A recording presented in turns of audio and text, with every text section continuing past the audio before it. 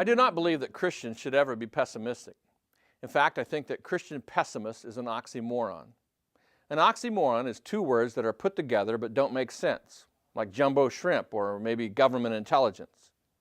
No matter how bad the world becomes, there should be no such thing as a Christian pessimist.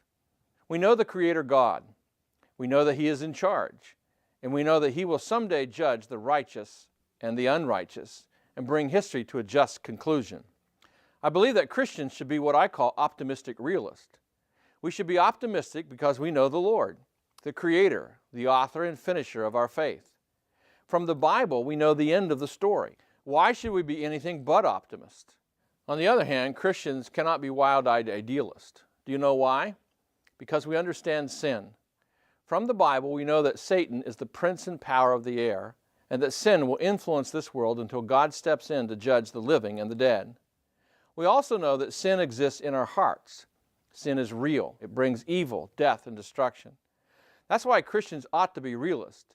We know that God works in this world and that He is ultimately in control. And we know that God does bring what the late Dr. Francis A. Schaeffer called substantial healing. But we also know that sin will always be present, if not dominant, until the Lord returns.